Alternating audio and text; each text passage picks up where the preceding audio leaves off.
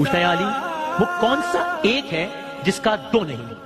کون سا ایک ہے جس کا دو نہیں؟ فرمایا اللہ ایک ہے جس کا دوسرا نہیں۔ پوچھا کون سے دو ہیں جن کا تیسرا نہیں؟ فرمایا دن اور رات دو ہیں ان کا تیسرا نہیں۔ پوچھا وہ کون سے تین ہیں جس کا چوتھا نہیں؟ فرمایا لوح قلم کرسی تین ہیں ان کا چوتھا نہیں۔ پوچھا کون سے چار ہیں جن کا پانچواں نہیں؟ فرمایا توریت زبور انجیل قرآن مجید چار ہیں ان کا پانچواں نہیں۔ فرمایا کون سے پانچ ہیں؟ پوچھا کون سے پانچ ہیں جن کا چھٹا نہیں؟ فرمایا پانچ نمازیں ہیں، فجر ظہر عصر مغرب عشاء پانچ ہیں ان کا چھٹا نہیں۔ پوچھا چھ بتائیے جن کا ساتواں نہیں؟ فرمایا زمین و آسمان 6 دن میں پیدا ہوئے ان کا ساتواں نہیں۔ پوچھا وہ 7 بتائیے جن کا 8واں نہیں؟ فرمایا میرے رب نے 7 آسمان بنائے ہیں ان کا 8واں نہیں۔ پوچھا وہ 8 بتائیے جن کا 9واں نہیں؟ فرمایا عرش کو 8 فرشتوں نے اٹھایا ہوا ہے ان کا 9واں نہیں۔ پوچھا 9 بتائیے جن کا 10واں نہیں؟ فرمایا اللہ نے فرمایا، آپ کو یاد ہوگا، فرمایا اللہ نے فرمایا ہے حضرت صالح کی قوم میں 9 بڑے کافر سردار تھے ان کا 10واں نہیں۔ پوچھا اچھا وہ 10 بتائیے جن کا اب مجمع میں ایک عجیب و غریب کیفیت طاری ہو رہی ہے اور وہ یہودی عالم بھی